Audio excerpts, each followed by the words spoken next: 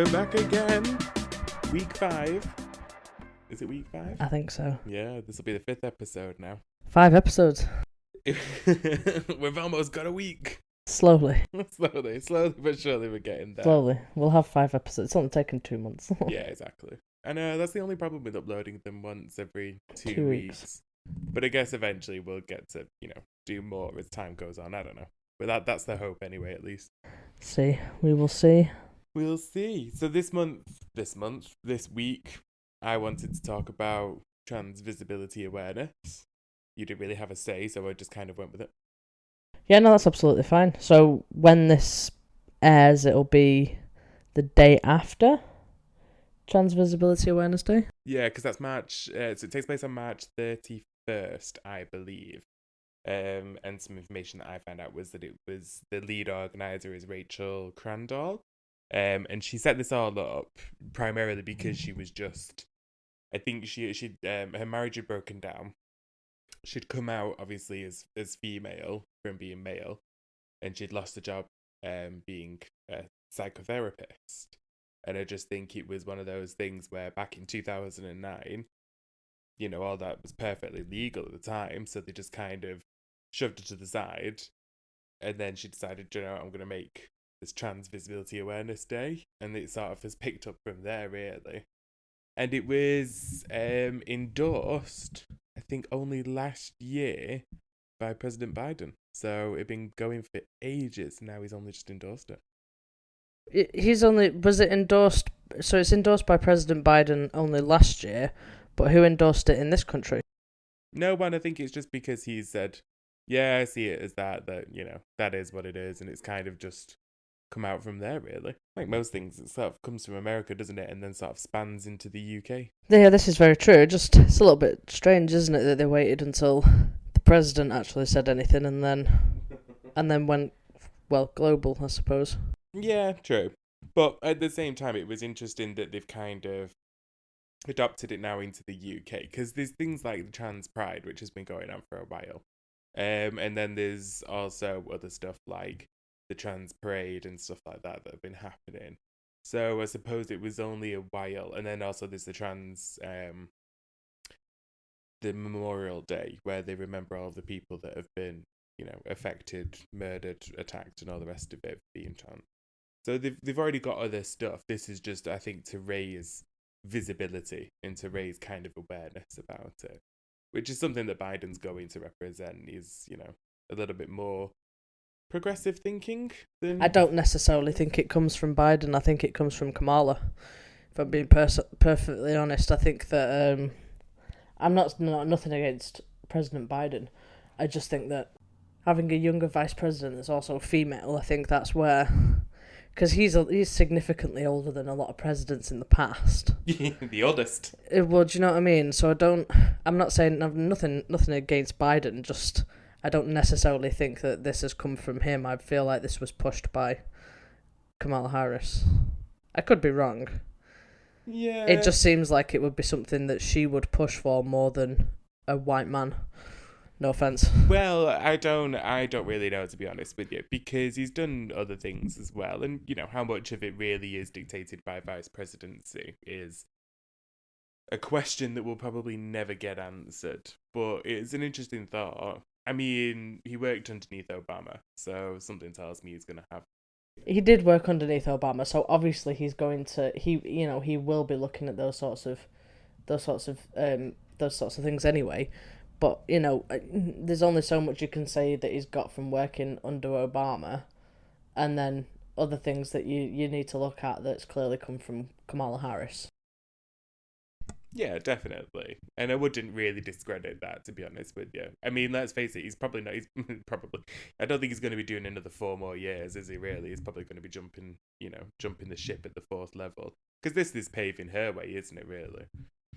It is, but I don't think that's got anything to do with this. No, it's not, no. No,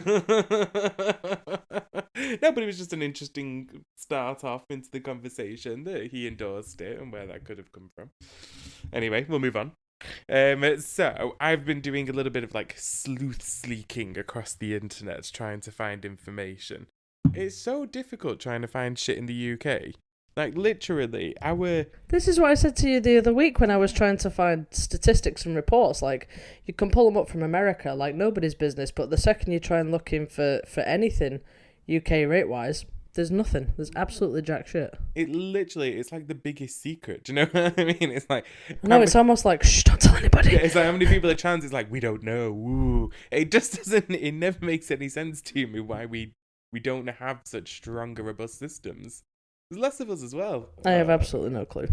So anyway, to pull up a little bit of a fact about obviously the trans community, I wanted to find out just how many people there are in the UK, and I believe at last record it was 68,500,000 ish.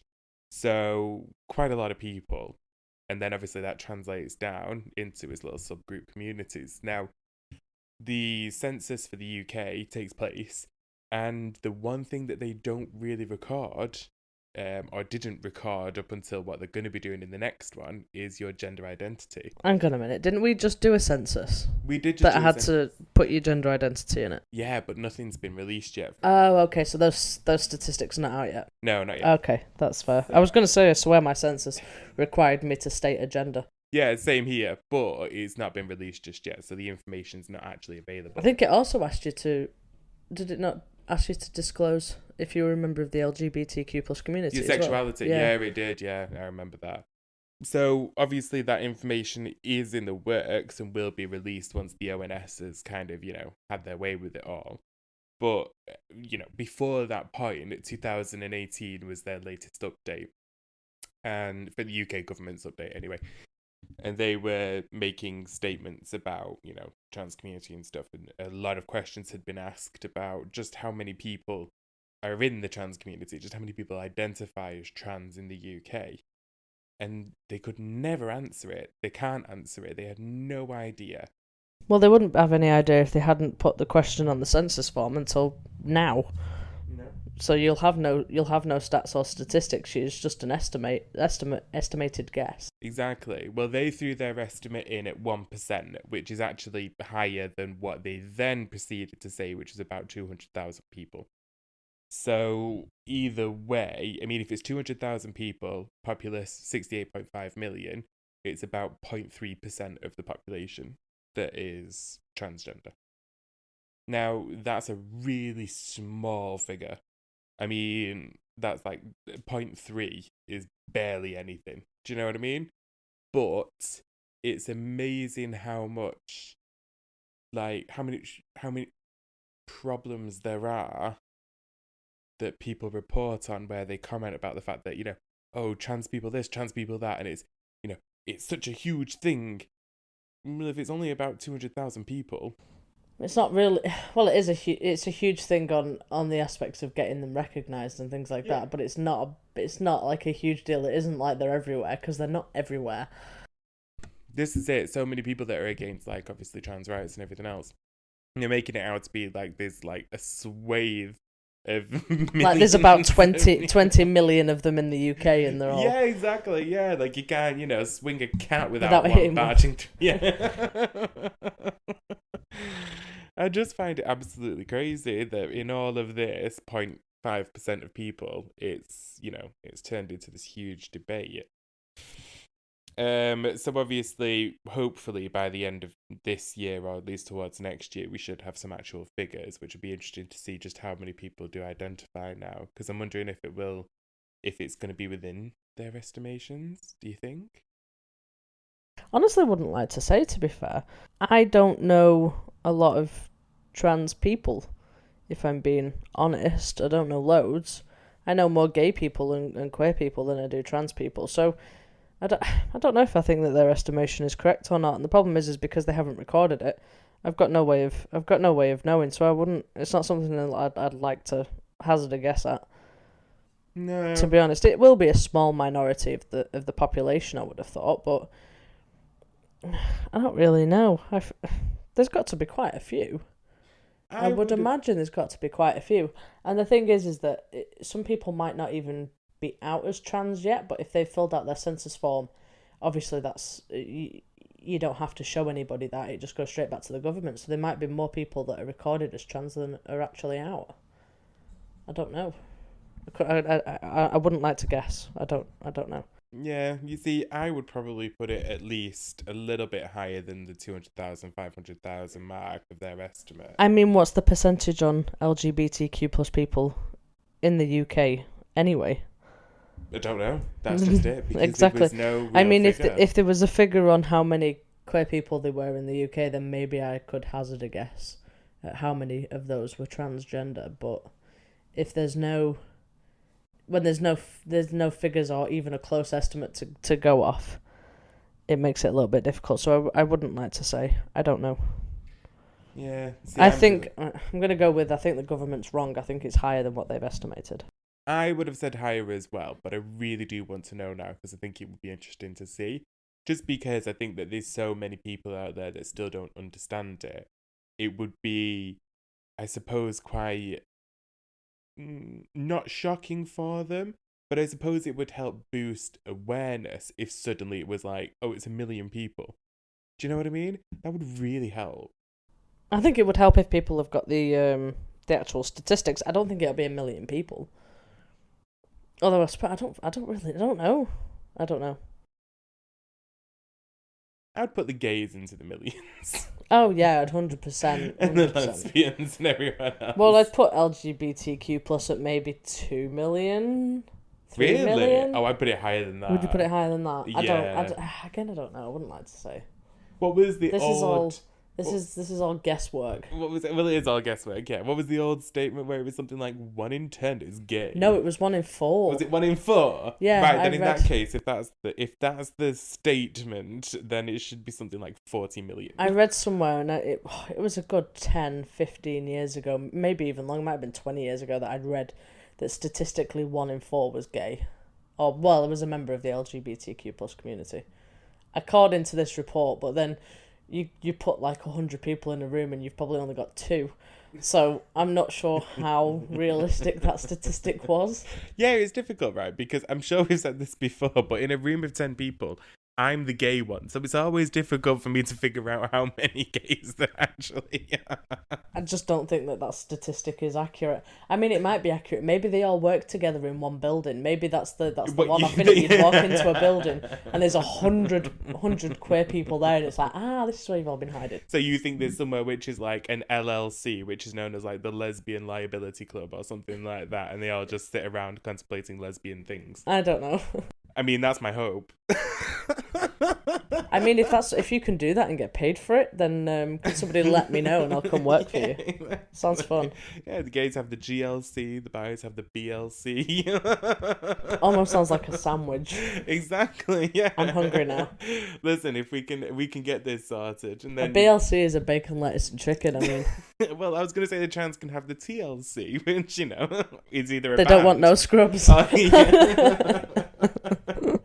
Exactly. We can all have LCs. That would be great. Yeah, there we go. With that's gonna be. We'll put that into plans soon. Calling all gays, calling all lesbians. So obviously, with anything that we discuss, it then had to come down to like hate crimes. Because supposedly that's the area that we love to talk about. Well, no, just because I don't think people are fully aware. Do you know that everybody's really dismissive of certain things, and here's my issue, right? When things happen, the British, and I know I'm British, I'm slagging myself off as well. Maybe. Well, I'm not slagging myself off actually, but the thing is, when things happen in the US, Britain are the first people to turn around and go, that doesn't happen in this country. And it's bullshit. It does happen in this country. It's just that for some strange reason it's not reported on in this country. And this is what winds me up. So, like in the US, when there was a spree of trans murders going on, that was reported in the news. But if that ever happens in the UK, it's not public. It's not public information. I know of reports that I've read. This is through like LGBTQ plus news websites and things like that, where it's like a gay couple has been beaten on the subway in London and stuff like that, and 2 lesbians were attacked on a bus. Yeah. That was a few years ago now, and that wasn't in the news. I only knew that through Queer News in the UK.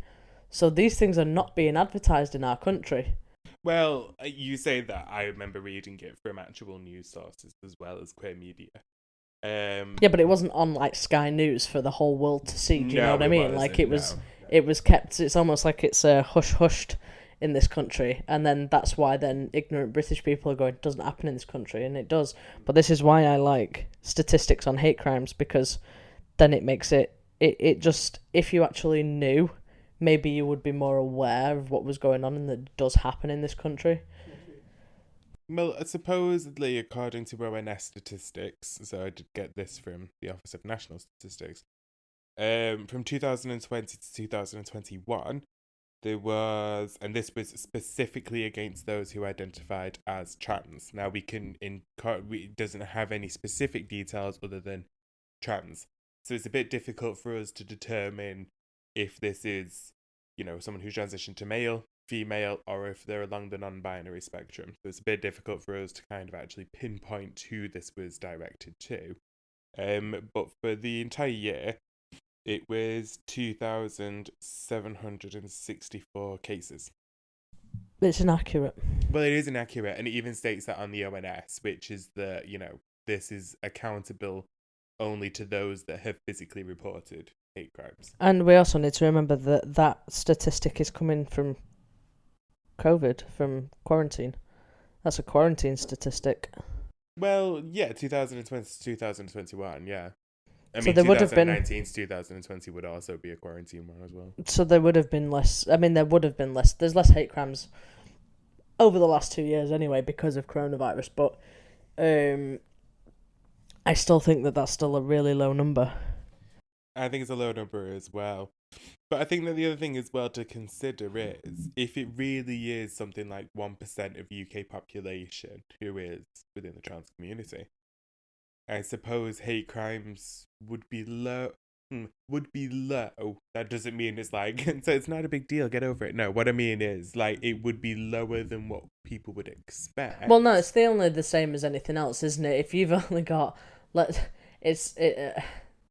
don't know how to describe this. In a group of 10 people, if you discriminate against one, that's still discrimination. It's still discrimination, even if it's the minority. Yeah. So it doesn't matter how many trans people there are in the UK.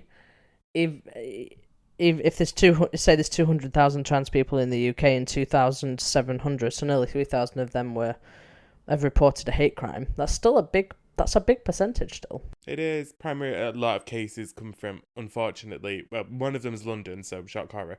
And then the other one was Manchester, which is pretty bad because that's our home. That's where these crimes have been committed. Majority. But do you know something though? It that makes perfect sense to me because, London is a big city anyway, so there's millions of people that live in London, and Manchester is like the second biggest city in the UK? No. Oh, third. Yeah. Third biggest city in the UK. Now, even if and then you need to take into consideration that London obviously has all of its Pride stuff, and Manchester has Canal Street, gay village. Queer people tend to flock to these two areas. Do you think they still do now? Maybe not as much as they did when we were younger, but I do still think they flock to these areas. Because these areas are supposed to be the more accepting areas, the ones where you can build a community and have a support system. And if you've been turfed out of your own home, these are the places that get bigger funding to support LGBTQ plus people. So, yeah, I do think people flock to these areas because if you live in the middle of bobfuck nowhere, you've got no support system.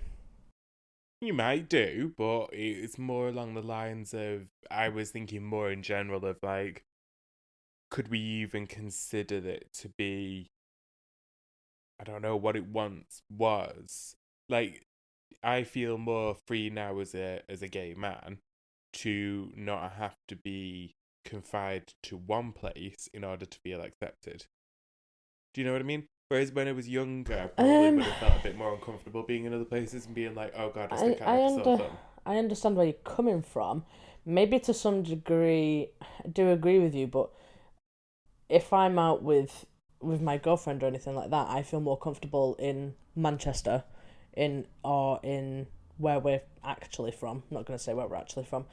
I feel more comfortable in those areas because I know queer people in these areas. Yeah. So that makes me more comfortable. But where she lives it's a tiny village. There's not a lot of people that live in this village.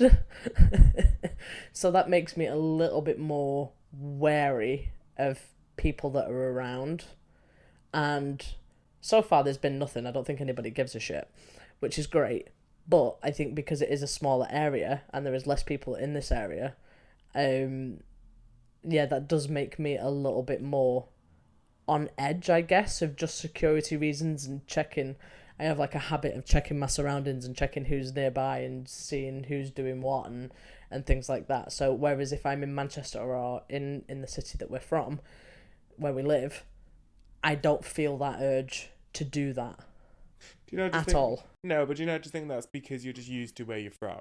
Like, I don't know. I don't think that I would have that kind of like, oh God, do you know what I mean about it? Because I wouldn't have said that when we was in Nottingham. I wouldn't have said that I would have been uncomfortable there neither. Yeah, but I knew a few queer people in Nottingham as well. Yeah, exactly. So it's not really location, is it? It's about your knowledge of a place. I mean, potentially.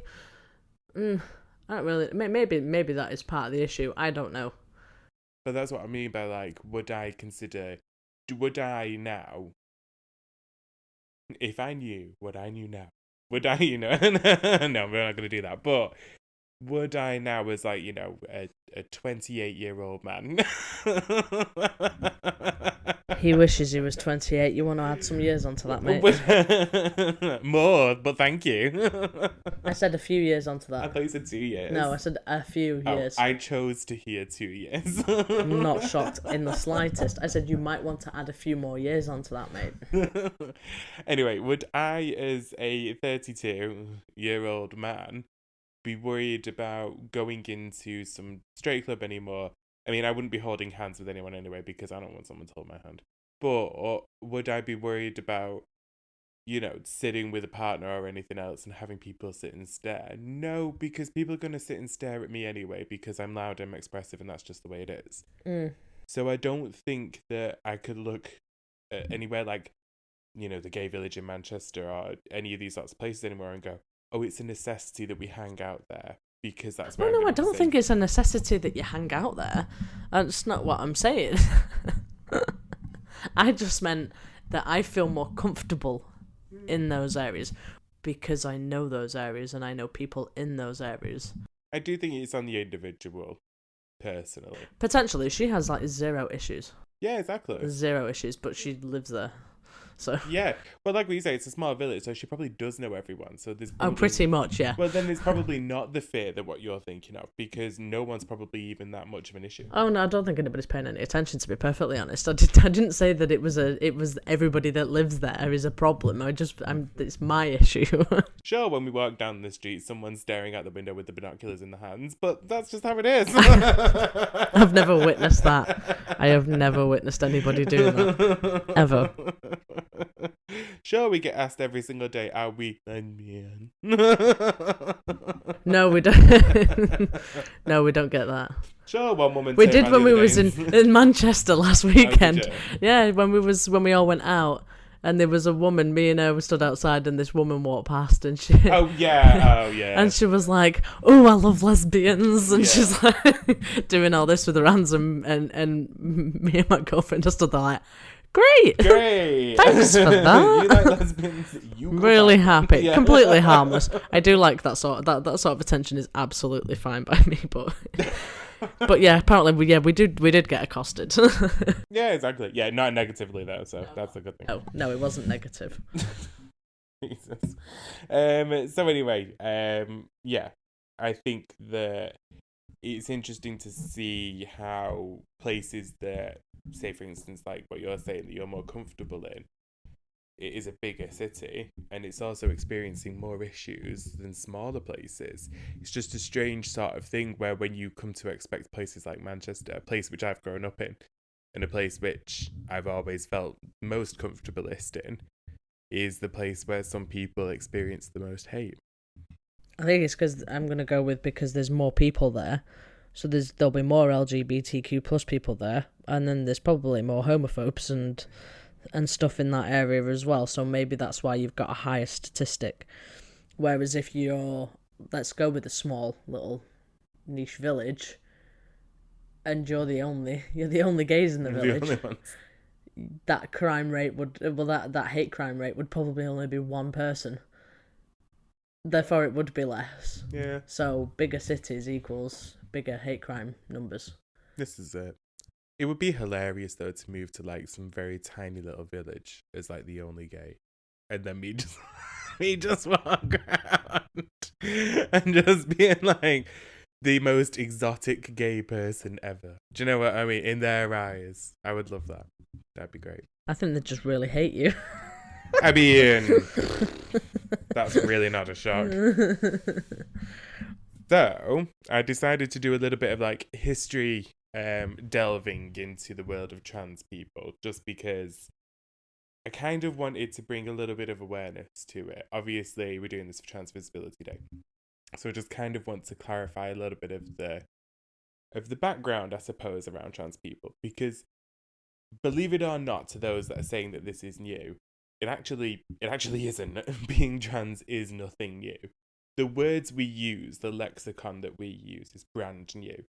I believe transgender is a very early type of word to use. We never really had that before. Before it was transgender, they used to say, and it's a bit of a slur, so I mean no offense by this, but they did used to call them transsexual, which I don't like, because that does just imply that someone's identity is sexual. Yeah, I don't particularly like it either, but I don't find it offensive because I'm not transgender, but I would never use that term because I don't like the word anyway. I just think it just sexualizes somebody, and I'm like, wow, you don't really need to be doing that. Do you know what I mean? Transgender, you've changed genders. I'm perfectly fine with. But no, transsexual was weird. And then there was other words as well that used to be said that were not offensive then, but are offensive now. I will not be saying those just because we'll move on from that. But now the newest words are transgender, and it's easier. It's easier for us to sort of grasp. It's easier for us to understand. It's easier to just say trans because that umbrellas everything. Well, it's transitioning. Yeah, exactly. Yeah, and gender is a gender. Yeah, gender is what you any gender. Yeah, exactly. Easy peasy. So from what I found out, I believe the earliest record of, I suppose you could call it being transgender, but I don't actually think that would even, I even think they would even consider that was what it was from about 200 AD. So we're going back some time. I mean, I remember it well. Shaking your head like you don't remember it, but you know, we are dragons in the gay world. So what they would probably call it back then was like third gender. It was known as a third gender. So you weren't necessarily male, you weren't necessarily female, you were classified under a third one. Which, I don't mean any offense when I say this, but I kind of prefer that thought process of third genderist. Do you know what I mean? No, because a third gender is gender neutral, gender fluid. Yeah, no, I know, but I mean as in like they had words for what was imposed on the third gender of being masculine and feminine. So they created brand new words for these people. Still widely accepted them. So for example, the Sumerian and the Akkadian texts about 4,500 years ago, they documented transgender or even transvestite priests known as Gala. And the reason why they called them as Gala was to create their own word for them. So it was to have them recognized individually from male or female, so that they were to be known as a third gender, whether that meant masculine third or feminine third. And I'd kind of like it. I'm not saying that we should be bringing it back. What I mean is, why is it that, 4,500 years ago? Oh, they were more accepting than we are in Yes! 2022. That's exactly what I'm saying. Because it doesn't fucking matter, and they clearly knew it. And somewhere along the lines, over the last 3,000 years, suddenly people just started hating on it, and I don't know. I don't even understand how it. I would love to jump in a time machine and go back to the point where it became unacceptable in other people's eyes. Oh well, we'll get to that because I've got that. Fantastic. Keep going. I've pretty much got that documented. Keep going. So obviously we've got other depictions that they found around art from the Mediterranean. So there was a lot of sculptures, there was a lot of paintings that was done. We're going back about 9,000 years here as well. And it was a very androgynous looking individuals. And even scholars, people of the art world who study paintings for their friggin' life still can't decipher whether this individual was male, whether they were female. We only have to take a look at the Mona Lisa, and there has been so much controversy about whether or not she was they them. Do you know what I mean? There is a huge discussion. Didn't know that. Yeah, because of the depiction of masculinity and femininity within the painting. Also, the fact that the eyebrows were shaved as well is something that we know drag queens do, but it's also something that a man could do. I never really. I've seen the Mona Lisa. I've actually seen it in the Louvre, but I never looked at it that close. I mean, it's so tiny. If anybody, just for reference, guys, if you haven't been to Paris and been to the Louvre, it's bloody small. Like, the painting is so tiny. You expect this huge, like post-stamp size. And it's like the size of my fist. I'm like, really? But no, I never looked at the Mona Lisa closely enough to realise that. But I'm not well up on the art world because I'm not Bet Porter. So not yet, not ever. So yeah, there's depictions in like Renaissance paintings that could, well and truly have you believe that people were understanding that there was that of transgender back then. In ancient Greece, Rome, there was such known as the galley priests, and quite a few scholars believe them to have been trans women. And again, it was just because of the depictions, not just necessarily what they were wearing, but the actions that they took or what they stood for. And then there's other things, for example, like the Roman Emperor, and I believe it's Elagabalus. And he may have just completely botched that. I do apologise if you're listening, Elagabalus. I know you was only around in 222 AD. But he was a Roman emperor at the age of 18 years old. And what he would do is he would wear women's clothes. And he would also walk around and demand that any of his subjugations would reference him as a woman. And it was one of the first known people on recorded history, really, to have done so boldly in front of everybody else. I mean, they were assassinated 4 years later, but that's not. Wow. Okay. I don't think this is the way we're supposed to be taking this. No, but it was Rome, and there was such a thing as Catholicism. So, there was a group in Indian culture known as the Hijaz. And they are a community of individuals who do not conform to the boundaries of their own specific gender.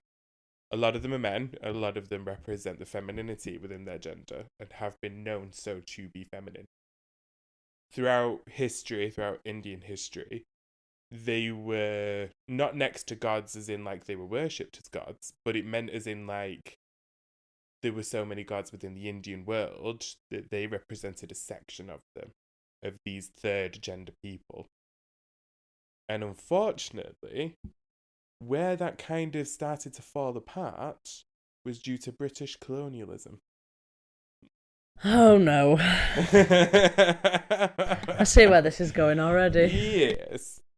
Almost every account whereby the third gender as an ideology or the third gender as a representation was flushed out of the world was due to us, the British, when we invaded and claimed lands for ourselves. Now, was it done because of the form of transgender, or was it just done because the Brits wanted to take over the world? Well, the Brits wanted to take over the world, yes, but it was actually done because of technically the Church of England, which was what was represented in British religion at the time. So when they on their version of the Bible of Jesus of Christianity. Yeah, all that sort of stuff, yeah. So when they invaded other lands, they set up colonial law. So their colonial law was that you must follow British rule, and in British rule, you could not do anything like that. There was no third. It's man should not lie with another man. Man should not lie with another man. I've never really read the Bible, but I know little bits. I don't know if that's New Testament or Old Testament. I don't know because it's long book. I've got zero interest in reading it, to be honest. Unless somebody can give me a solid fucking reason. And I don't think you're going to convince me, but I know it's full of contradictions. Yes, it is full of contradictions. Anyway, no man should lie with another man is a contradiction on. There's something further along somewhere that would then something to do with people it who would then promote contradiction. Don't eat cloven-toed animals. Yeah, do not being gay and stuff. I don't know. It's very odd. Very odd. Love thy neighbour. Don't sleep with him, but love him. No touchy. No touchy. Not below the waist. So yeah, due to British colonialism, we effectively went in there, stomped into all these other countries and told them, who were living peacefully, by the way, didn't actually have any problems with this. They weren't subjugated. People usually are living People usually are. I was gonna say people usually are living peacefully until the British get involved. Yeah. No comment. Can I plead the fifth? There is no fifth here in the UK. But yeah, so they obviously came in and changed it all, and that is something that a lot of countries in Africa, obviously, in India and all that, still suffer with today. Is the remnants of colonial law. I know you're shaking your head, but I know it's absolute shit. Well, there's nothing I can do about it. I can't change what was done in the past. The only thing that can be done is to make sure it gets changed in the future. This is it. It takes a lot of work. I mean, we're saying that 3,000 years ago it was widely accepted and nobody batted a fucking eyelid, and then all of a sudden 3,000 years later it's not okay, and I don't know. It's a weird. It just makes me mad. There is certain cultures across the world where it has never been okay. Do you know what I mean? Iran, for example, it's never been okay. Oh no, yeah. Thousands of years ago, they stoned you to death. Today, they still stone you to death. But it's an interesting thing where something like, say, for example, India, where once they were their own community, they were adoptive of their own community, and now all of a sudden it's like, no. And it's different. India have done a lot. They have actually, they still allow these members of their community. There is a lot more acceptance in India than what there ever used to be, in terms of modern day history at least. But that doesn't stop that a lot of these problems we're experiencing. I don't want to turn around and blame religion for this, but it does come from... It's religion. But it comes from Christianity, I will blame it. It comes from some fucking book that you have zero proof is even a real thing to worship. I mean, here's my thing. If you are religious, you are religious. By all means, follow your path and believe in whomever or whatever you want to believe in. But and I think that following religion is a lot different now than it used to be, maybe 100 years ago. Well, here's the interesting thought on that, actually, just quickly to sideline it. Did you know that the generation below us, Z, Y, X, P, elemental Q? Q, I don't know. X, are they not? No, Generation Q. Are they not Q? Isn't it Z? Gen Z. Gen Z. It's Q on L word. So there you. So you. I'm just going off the L word. I thought it was Generation Q. You're like Generation Q. It's just Generation Queer.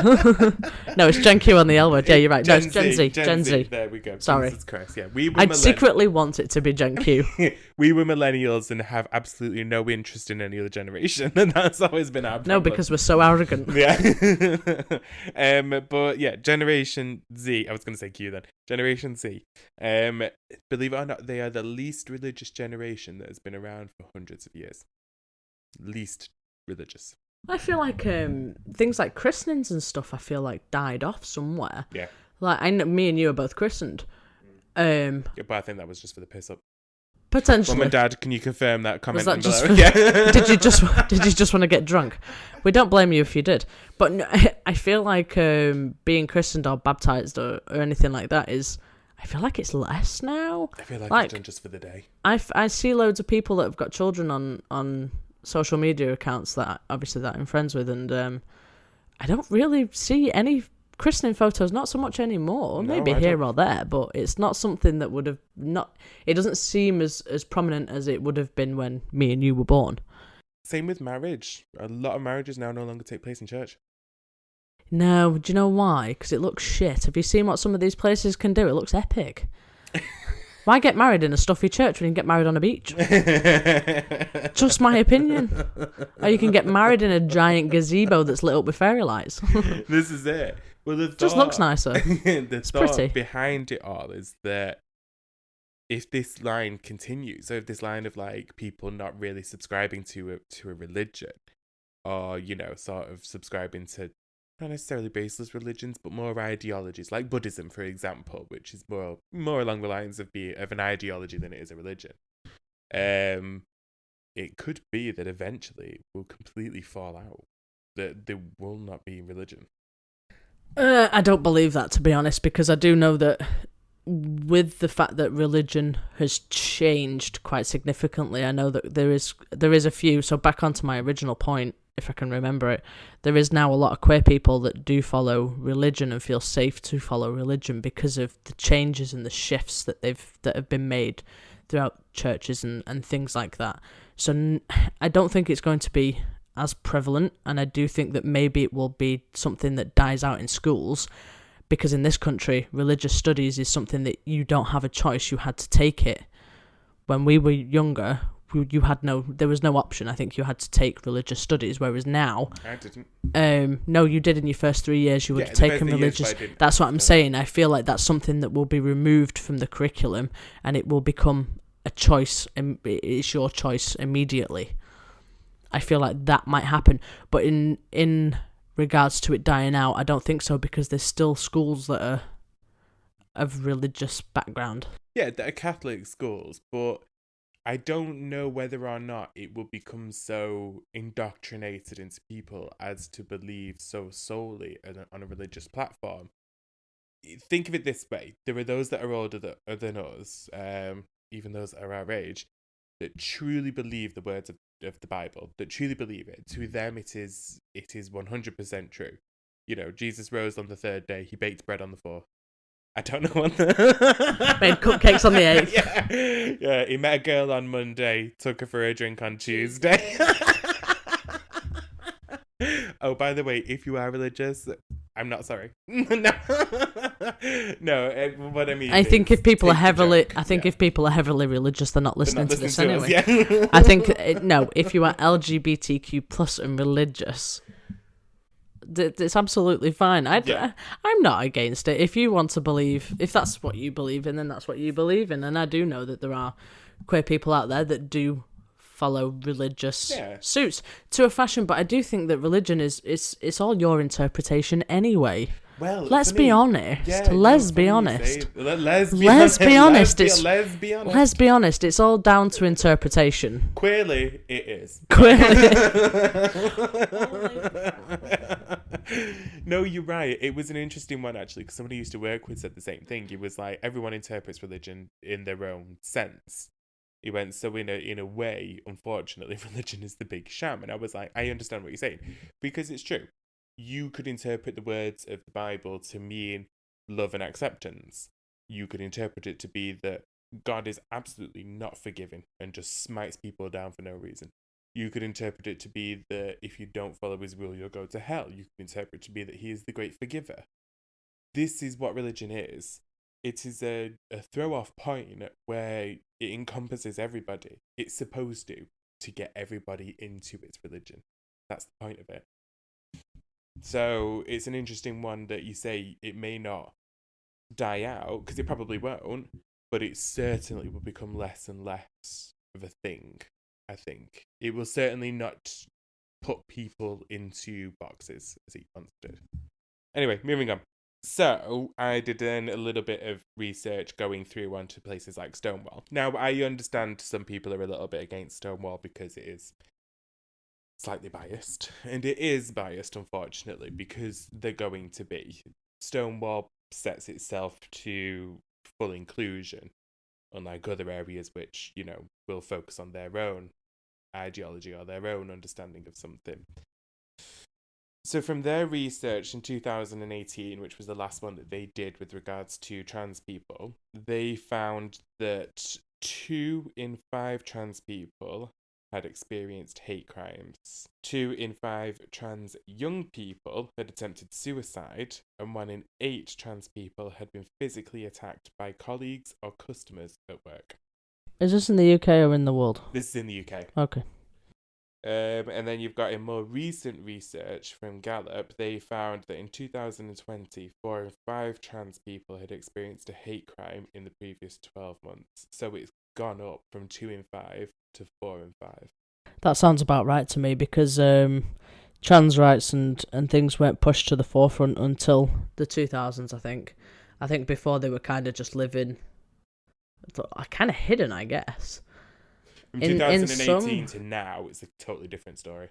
In some way, I think they were living in secret and kind of hidden. So yeah, no, I fully believe that it would have gone up in the 2000s, definitely. And plus, you only have to look at those years to see that there was the change on TV where they started to include more trans actors onto the screen and stuff like that. So your visibility became more prominent than it had been in previous years.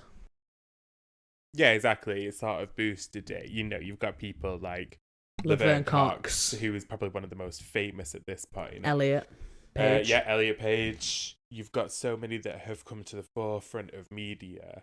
It's so much bigger now. There is still a lot of work to do with it, obviously. In fact, there's so much more work to do with it that this could be seen as its most infant stage at this moment in time. But I do believe that the more it's spoken about, the more that we sort of talk about trans people, the more we bring it to the forefront, the better it is. There was an interesting statement made, which was about schools and obviously in the UK curriculum and about whether or not it should be being discussed. Because I know that, for example, in America, they have the Don't Say Gay bill, which is currently being passed in Florida. And then a topic of conversation opened up in the UK about could it happen here? Because obviously so many of these adults don't want their kids being spoken to about trans rights or about trans people or anything like that, fearing that, speaking about it is going to boost the amount of trans people in the world there is, that suddenly there's going to be an influx of them. And so a question was asked where it was like, do teachers and doctors talking about trans issues make children more susceptible to becoming trans? And the person responded with, well, over 30 years ago, there was Section 28, which stopped any teacher or anyone else talking about gay people or lesbian people or anything like that. There is still gay and lesbian people around. Yep. Even though at the time you couldn't speak about it. Not talking about it ain't going to do shit. It's not going to stop people from becoming who they are. It's not going to stop people from coming out. If anything, not talking about it is just going to draw this whole process out even fucking longer. True. It's ridiculous that people seem to sort of go, oh, well, if you mention it, that's going to convince somebody that that's what they are. It's not going to convince anybody, though, is it? Because if that was the case, then you would never have had any gay lesbian, trans, bi, polyamorous, none of these subgroups of being LGBTQ plus would even exist, because if you didn't speak about it, then it wouldn't happen. Therefore, what you're saying is what they're saying is inaccurate, because it's not something that you hear and go, oh, that sounds like a good idea. Do you know what I mean? Does that make sense? No, exactly. Yeah. No one said to me when I was young, oh, by the way, I'm gay, I have sex with Ben. My young ass didn't turn around and go like, that sounds like the one for me. It doesn't work like that. Nobody had ever said anything like that to me before. So, Yeah. So then how does that work? If I've never heard of it and I didn't know it existed, how did I then know that that's who I was? Exactly. You just know it. You just know this. Therefore, not promoting it, but therefore teaching trans rights, gay rights, and any of these subcategories in schools does not mean that your kid will be gay. That's not how that works, people, because I wasn't taught about any of it in school, and I am. Exactly. Yeah, this is just it. And people that are in school now are taught about it. That doesn't mean there's more than there ever was. Just means that people now feel more confident, more safe, more secure to actually come out. Because I'm trying to think about how many people are actually gay now from when I was in school that have come out since leaving school. And there is quite a few. I'm not going to name any names on this podcast, obviously. But I would probably say there is at least 20. I wouldn't like to say how many there is off the top of my head from when I was at school, but I know a few that have come out. Exactly. So, and then these people, obviously back in our generation, these people didn't feel confident about coming out because that was just not the done thing, wasn't really spoken about. No, I don't think anybody that, I mean, I'm saying I know these people. I don't know these people. I went to school with these people. I don't know them. But none of the people that I went to school with that I am aware of were out in school. No, same. It was after, and some of it I feel like was significantly after, before I even knew. Not to say that they probably weren't before. They probably were, but it wasn't until maybe a good 5-6 years after I left school, and suddenly it would pop up on Facebook, and you're like, huh, same. Really? Here, there was some of them where you knew. There was someone who didn't have any inclination at all. There was some in my group of friends. There was some in my group of friends, but there was one in my group of friends where it was paramountly obvious that that individual was gay. And then there was me, where it was probably obvious as well. Didn't take me long after leaving school to come out. Same for the other person, but it did for others. It was like 3-4 years later, and then suddenly you see it on Facebook, and you're like, whatever. Wait a minute. So it's a different sort of world from then to now. And it's only the same with those that are trans. I don't really understand the reason why people conflate talking about trans people suddenly means, oh God, we're going to have an influx of trans people because, if you teach them that, that's what they're going to do. No, it just means that people are going to feel more confident and more understanding of themselves, or be able to name what it is that they're feeling in order to then transition or feel confident about speaking about it. It might not even be the fact that the kid is. I mean, if you teach it in schools, it means that if there is that one in 200 that is trans, they're going to know at an earlier age. If somebody is trans, they're going. It is what it is. Whether they find out when they're in school that that's how they identify, or whether they find out 20 years later. But by the time you get to the 20 years later, there could always be a major psychological impact on that person, because they've been suppressing it for so long. Yeah. Whereas if they know in school, they can get the help and the support that they need, so that no harm comes to that individual. Yeah, exactly. That's the benefit of teaching it in schools. It doesn't mean that your kid's going to be transgender. That's not how this works. It just means it will help that one in 200 that might be, to have a happier, healthier, better life, and be able to pinpoint it. And not only that, I never thought that I was transgender or anything like that, but I was like a proper tomboy in school, and like I would not have not necessarily, if I was taught trans rights, would I then think that I was actually supposed to be a boy. But it would help, I think, with with kids that might be a little bit uncertain or don't quite understand, or I don't know. Maybe it would help them to know that it's okay if you're a girl, but you like playing football and you like doing sports and you're a tomboy and you like all this having that masculine energy. That doesn't make you transgender. It doesn't make you a lesbian.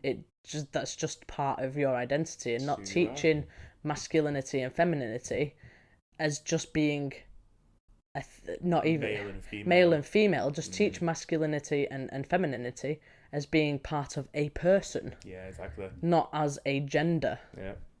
I agree with you 100% that masculinity and femininity does not need to correlate to gender. And why should it? Well, it doesn't correlate to yeah. Yeah, it doesn't correlate to femininity and to masculinity. It just is, it's part of you. It's part of what you exuberate on a daily basis. Everybody has the X and Y chromosomes. Yeah, exactly. You've all got male and female chromosomes built into you. Therefore, you are all female and you are all masculine and you all have female energy. You have both inside of you. Yeah. Break down the stereotypes is what you're trying to say. And basically break down the stereotypes and stop with the whole sort of conformative regulations. Yes, and then by teaching people about LGBTQ plus people in schools, we've covered this before. It just means that even if it's just that one kid might be 20 times happier or 100 times happier because they know now rather than in 20 years' time. Visibility starts from the beginning and should always be started from the beginning. And I think that's where, in civilization of modern day, that's where we've gone wrong. Unfortunately, people try and hide stuff because they fear it or they fear the unknown. It's hilarious how many people are like, oh, I don't care about those that are going to come out as gay or lesbian or blah, blah, blah. No, you fear it. You fear that your child is. That's the reason why you want to put your little boy in blue clothes, why you want to put your little girl in pink clothes, because... That's why you want to give girls toys, which are crap, by the way. Crap, yeah. And boys toys, which are 1,000 times better. No joke. I had girls toys, but I was always happy to play with your Sky Electric sets and the Transformers, and because they were way cooler. And that's not because I'm a lesbian. It's just because boys' toys are better than girls' toys. So we also need to fix that problem of having shit girls' toys and amazing boys' toys. Like, it makes no sense. And I've seen this before when they advertise it. Like girls' clothes are always pretty and princesses and sparkles, and then boys are like, future president or something like that. Yeah, it's like, exactly. Yeah. Honestly, what are you teaching your fucking kids? Well, they're teaching them binary. They're teaching them that as a woman, you have to be pretty. You have to like pink and cute things, and you have to conform to that feminine agenda. I like cute things. I don't like pink. No, but that's I like the singer Pink. But that's what they're being accused. That's what they're accused. That's what they're being accused of. This is Doug's court. Sorry. Order. No, that's what they're being, indoctrinated into effectively. It's always hilarious, people that turn around and say, oh, this indoctrination by the trans community of there's no such thing as male or female. No, we know there is. That's why it's called trans, because you're transitioning from male to female. So no one's turning round and saying there's no such thing as, as gender. No, we know there is. We know there's such a thing as sex. Hence the reason why they're called trans. Do you know what I mean? It's like, no one's an idiot here. We all understand that. What we're saying is, you don't have to force that sort of binary stereotype onto your child, onto anybody. No one has to have that forced onto them. And I don't think it should be. I feel like it should be a choice. The second your kid is able to vocalise what they want and what they need, I know that there can be like extremes because they're children and they Yes, of course. I'm not saying let them run down the streets naked. No. What I am saying is if your little girl comes up to you and goes, Daddy, Mummy, I want to dress as Iron Man. Let her dress as Iron Man. If your boy comes up and goes, I want to be a fairy today, go nuts. You're a fairy. That doesn't make them a part of the LGBTQ plus community. No. It just means that that's how they want to dress. And I think the bigger The bigger influences that this is going to come from are celebrities.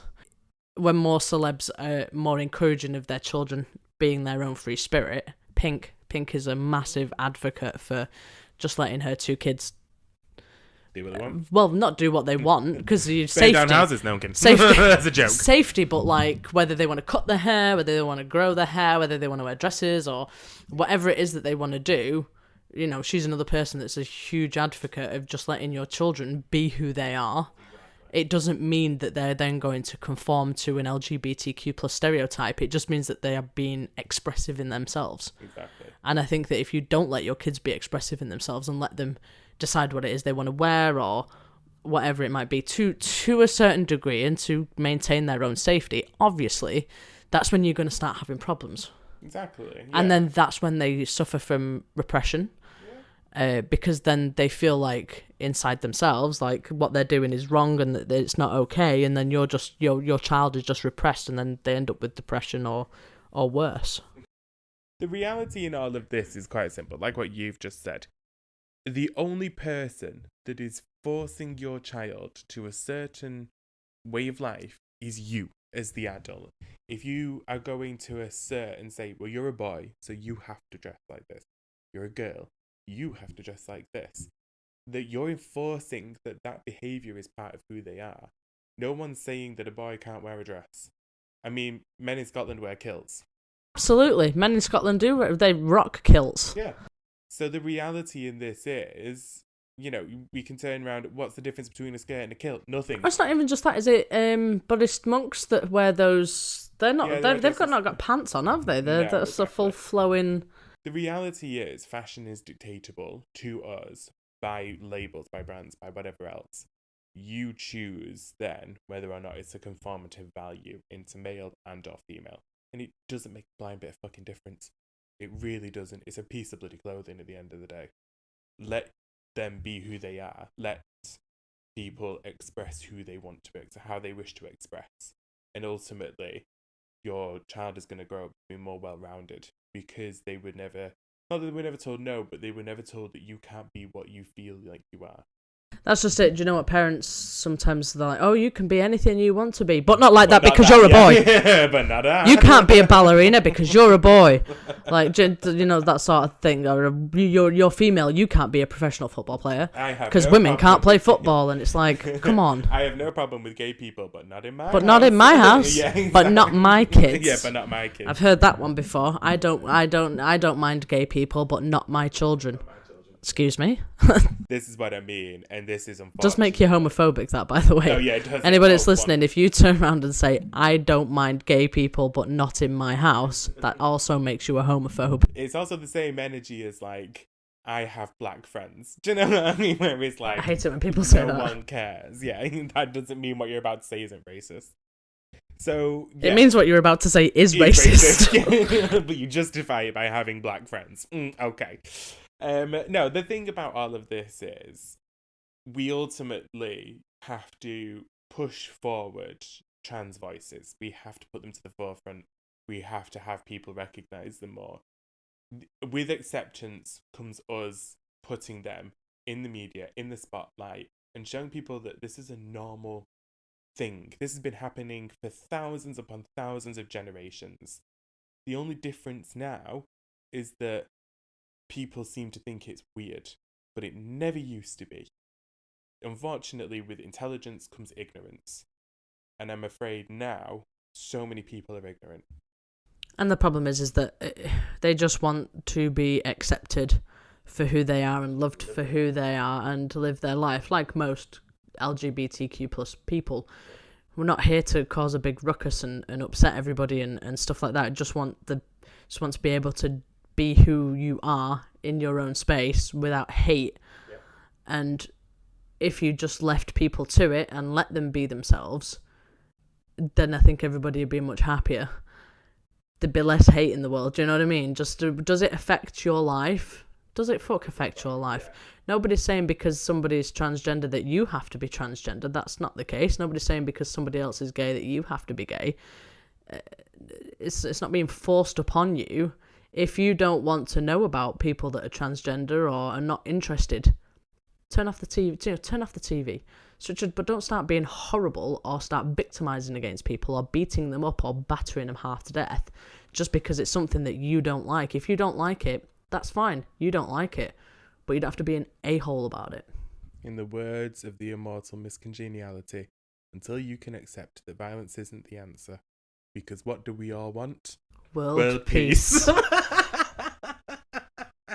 And what was it? And lower gun. And lower parole violations. Lower sentences for parole violations. That's it. But mostly, we just want world peace. Yeah. And I think on that sentiment, that immortal sentiment, from Sandra Bullock. That's all we have time for today. But anyway, let us know your thoughts in the comment sections of anywhere. DM us, at me, send me a message, carry a pigeon, letter. I don't care how you get here. Just get here. If you can.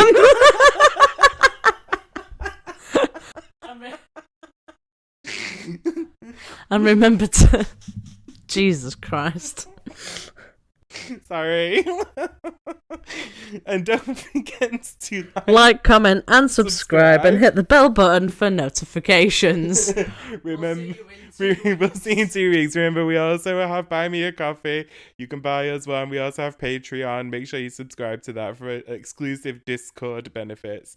And yes, we'll see you in 2 weeks' time. Goodbye. Bye.